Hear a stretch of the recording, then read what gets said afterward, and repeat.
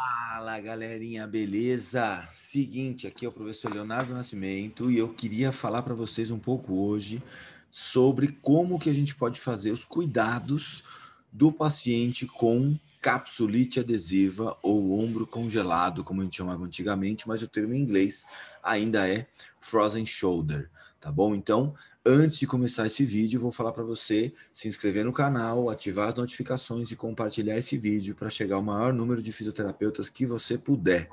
Porque quanto mais fisioterapeutas receberem informação científica, melhor vai ser a nossa profissão. Beleza? Eu tenho levantado essa bandeira nos últimos vídeos aí, exatamente para a gente poder melhorar a qualidade da nossa profissão e começar a utilizar como referência a ciência.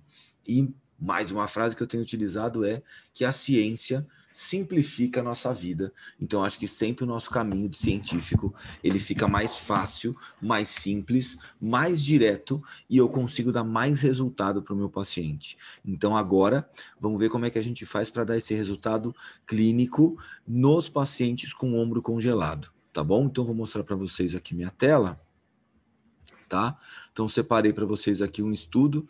Esse estudo aqui, deixa eu pegar o ano aqui para vocês. É um estudo de 2016. E o que ele fala? Ele fala do tratamento desse ombro congelado, né? Do tratamento do frozen shoulder, os cuidados primários para o frozen shoulder. Então, como que a gente faz o manejo da capsulite adesiva, né? Nos cuidados primários. E aí, aqui tem uma definição importante de ombro congelado que eu acho que vocês têm que ter em mente, né? E a incidência também vocês têm que ter em mente quando vocês forem avaliar o paciente no consultório de vocês. Então, ombro congelado é uma dor ou uma incapacidade, uma condição incapacitante, afetando de 2 a 10% da população em geral.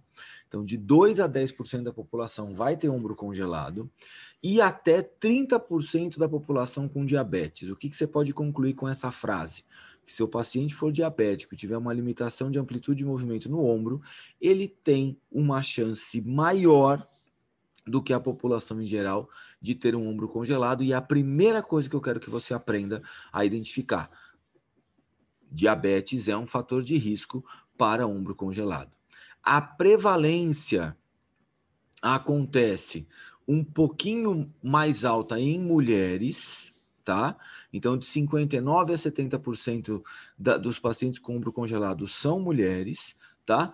Numa idade média entre 50 e 55 anos. Então, quais são os 3 maiores fatores que você vai identificar na anamnese desse paciente? Então, você vai perceber se tem diabetes, se é mulher e se está entre 50 e 55 anos de idade. Então, esses são os três parâmetros que você vai identificar nesse paciente quando você estiver avaliando esse paciente na anamnese sem fazer nenhum teste provocativo ainda. Tá? Então, o paciente reclamou de dor no ombro, reclamou de limitação de amplitude de movimento do ombro, é mulher, é diabética, tem entre 50 e 55 anos de idade. Já estamos com uma grande possibilidade de ter um ombro congelado. Beleza?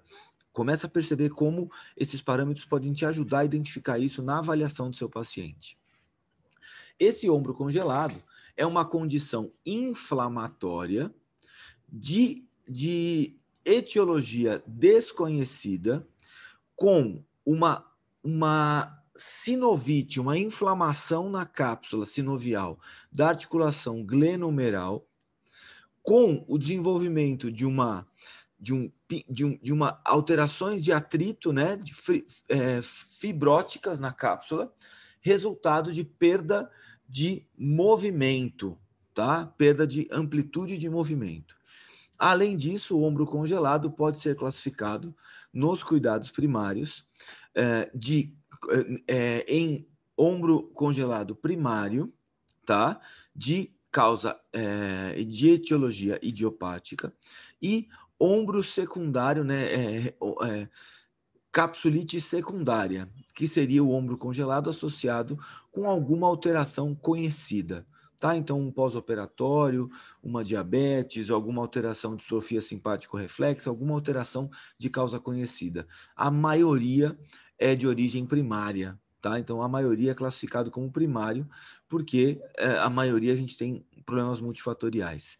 Algumas alterações conhecidas que podem ser associadas com esse ombro congelado secundário é, por exemplo, diabetes, condições intrínsecas como diabetes mellitus, tá? Então, o diabetes é um fator de risco, eu já falei isso para vocês, e fatores extrínsecos como, por exemplo, pós-operatório, imobilização pós-operatória, ou algum tipo de trauma na região de fratura na região do ombro, e fatores intrínsecos, por exemplo, como uma doença no ombro coexistente ou um ombro congelado do outro lado. Então, um ombro congelado do outro lado ou uma calcificação uma tendinite calcária no outro ombro também pode ser fator de risco para esse ombro congelado, tá bom? E aí, qual que é a definição que a gente tem que ver desse ombro congelado? É o desenvolvimento gradual de uma limitação global, tanto do movimento ativo e passivo do ombro, que radiográfico, e os achados radiográficos,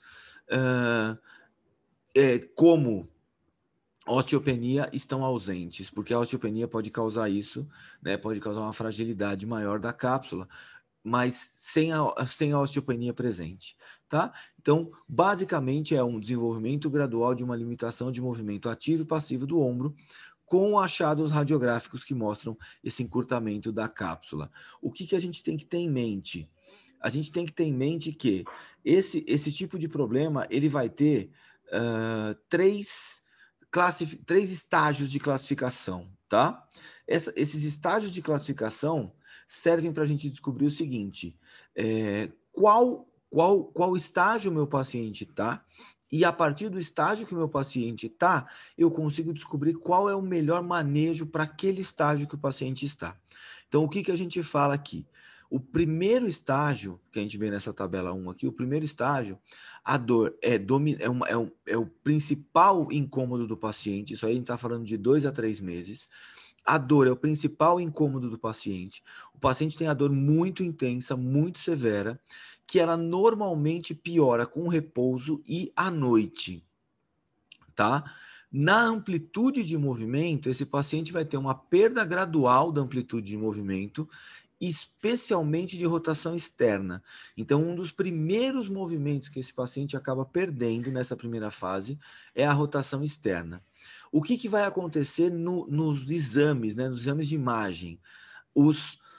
No raio-x eu vou ter a indicação de bandeiras vermelhas na região do ombro e vou ter alterações que vão me levar no raio-x a diferenciar um ombro congelado de uma osteoartrite. O FS aqui é Frozen Shoulder e o OA é Osteoarthritis.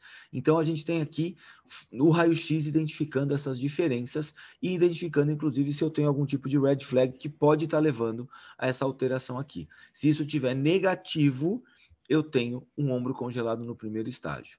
O que eu vou fazer nesse primeiro estágio? Então, o melhor tratamento recomendado nesse guideline nos cuidados primários é a gente fazer injeção de corticosteroide, tá? Por quê? Porque ele vai tirar esse padrão de encurtamento da cápsula. Só que não só o corticosteroide, aqui a gente está falando para tirar esse paciente dessa crise severa, e aí tem a recomendação de fisioterapia também para ganhar amplitude de movimento depois, e depois eu vou falar disso. E aqui a gente está falando do manejo clínico, né? Segundo estágio é o estágio de congelamento, tá? Que ele vai durar de 3 a 12 meses. Então, é o Frozen Stage. E esse Frozen Stage, que vai durar de 3 a 12 meses, a dor normalmente dá uma diminuída, a dor noturna passa, e esse paciente começa a ter dor nos limites de movimento. Então, ele vai chegar até o limite da amplitude de movimento que ele tem, e ele vai ter dor somente nos limites de amplitude de movimento. Não vai ter dor no movimento inteiro. O que a gente vai perceber? Uma sensação de rigidez do ombro. Então, o ombro vai estar com uma sensação de rigidez. Essa sensação de rigidez, ele vai ter especialmente para a rotação externa, e rotação interna pode começar a ficar limitada, tá? E aí, o que ele vai falar? Que ele começa a ter dificuldade do movimento mão-cabeça e do movimento mão-coluna. O que é esse HBB? Hand Behind Back. Então, ele vai ter dificuldade de colocar a mão atrás da coluna e ele vai ter uma dificuldade também de colocar a mão na cabeça, tá? Então, esses movimentos funcionais já começam a estar prejudicados. E aí, de novo, nos guidelines, o que eu vou ter que fazer é descartar bandeiras vermelhas, se não tem nenhum tipo de fratura, alguma alteração mais significativa, se não tem osteoartrite, e no ultrassom eu vou ter uma suspeita de ruptura do manguito rotador. Então, eu vou ter que fazer um diagnóstico diferencial, porque nesse estágio intermediário aqui, eu tenho que saber como é que está a integridade do manguito rotador, porque ele pode se confundir, porque pode gerar sintomas parecidos do manguito rotador. Nos guidelines, depois que a dor aguda já melhorou, eu vou fazer um tratamento supervisionado e para ganhar amplitude de movimento. Tá? Então, o foco depois nessa fase 2 e na fase 3 é ganhar amplitude de movimento. E a fase 3, o thawing stage, que é a fase de descongelamento. Então, ele começa com uma fase dolorosa, passa por uma fase congelante, que dura 3 a 12 meses, e essa fase de descongelamento, ela dura de 6 a 12 meses. Então, praticamente o paciente não tem dor, começa a voltar a amplitude de movimento normal, faço o diagnóstico diferencial com o exame e vou ter como foco de trabalho ganhar amplitude de movimento desse paciente. Então, sabendo esses estágios aqui, então se eu atender um paciente até 3 meses, eu vou verificar se ele está nesse primeiro estágio. Se eu atender um paciente de 3 a 12 meses, depois do primeiro sintoma, depois do diagnóstico, eu vou suspeitar desse estágio de congelamento e posso estar na fase 3 a partir de 6 meses, posso estar no estágio de descongelamento. De qualquer forma, somente na fase aguda eu vou utilizar a injeção de corticosteroide e tenho como ganho de amplitude de movimento o meu grande objetivo. E depois eu vou falar para vocês em outro vídeo sobre como utilizar a terapia manual para ganhar amplitude de movimento nesse ombro aqui, tá? Como é que eu posso utilizar a terapia manual para ajudar esse meu paciente com essa condição do ombro. Então, sabendo dos 3 estágios, o que a gente pode concluir? Que o diagnóstico desse ombro congelado tem que ser feito por um especialista em ortopedia, um médico ortopedista, tá? Isso é uma definição de consenso, tá? O fisioterapeuta pode ter indicativos do diagnóstico, mas quem determina o diagnóstico clínico é o médico, quem determina o diagnóstico fisioterapêutico é o fisioterapeuta. Então, o fisioterapeuta pode ter suspeitas de ombro congelado, ele tem que saber qual é o diagnóstico clínico, tem que saber qual é a fase que o paciente está, para ver qual que é o objetivo do tratamento dele. Porque se o paciente estiver na fase 1, nosso objetivo vão ser recursos analgésicos. Se o paciente estiver na fase 2 ou na fase 3, eu tenho que ganhar amplitude de movimento, tanto ativa quanto passiva. Então, eu tenho que saber qual é o diagnóstico clínico, mas quem determina o diagnóstico clínico é o médico. Quem determina o diagnóstico fisioterapêutico é o fisioterapeuta. E aí a gente tem aqui, ó, alguns questionários que são utilizados, tá? Para avaliar que eu falei para vocês. Então, não terminei aqui, ó. Então, esse diagnóstico do ombro congelado é feito por um especialista em ortopedia, de acordo com o consenso internacional da definição da condição. Então, o que a gente tem que ter na condição para determinar se o paciente tem um ombro congelado? Anota aí. Uma apresentação clínica de limitação de movimento ativo e passivo de rotação externa, combinado com uma limitação de movimento ativo e passivo de elevação ou de rotação interna, que é aquele hand behind back. E onde eu tenho uma patologia da glenomeral significativa ausente, não tem uma alteração não tem a presença de nenhum tipo de patologia da glenomeral e nenhuma alteração também no raio-x, então descartando as bandeiras vermelhas. As bandeiras vermelhas incluem achados neurológicos e dor referida da coluna cervical. Isso precisa ser excluído no diagnóstico do ombro congelado, porque em alguns casos de patologia da coluna cervical, eu posso ter alteração sensitiva e motora no membro superior e alteração de reflexo, e nesse caso eu tenho uma cervicobraquialgia e não um ombro congelado, então eu preciso saber fazer esse diagnóstico diferencial. A tomada de diagnóstico, o tratamento e as intervenções devem ser feitas por um especialista de acordo com os guidelines existentes. Beleza? Isso aqui a gente já sabe, porque se vocês estão aqui assistindo esse vídeo, vocês sabem que a gente tem que usar o guideline na nossa prática clínica, senão a gente fica vendidaço. E o guideline a gente usa exatamente para conseguir aprender com a ciência e errar menos, tá? Não que a gente vai acertar, mas a gente vai ter uma chance menor de errar. E aí a gente tem o seguinte, a Idade Média, os questionários que são utilizados, olha aqui, ó, esse FSA é o contato com o especialista, cadê o FSA? Aqui, ó, com contato com o especialista, escala visual analógica de dor, tá? Que é o VAS, e a gente tem o ACES, que é o American Shoulder and Elbow Society Score. Então, é um score que você usa para avaliar e quanto que esse paciente tem de alteração, de limitação, de dor e de incapacidade na região do ombro, tá?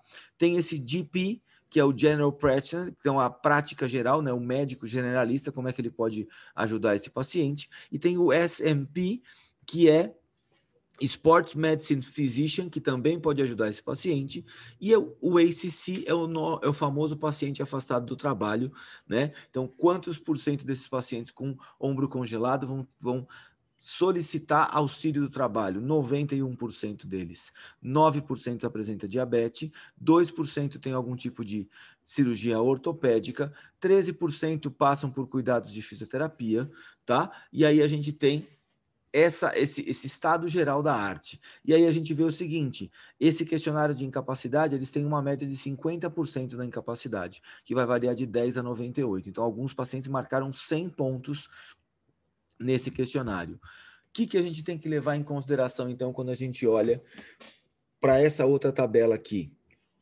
Quais são as principais limitações desses pacientes com ombro congelado? Primeira limitação presente, limitação de rotação externa. Segunda limitação presente, limitação de elevação do ombro.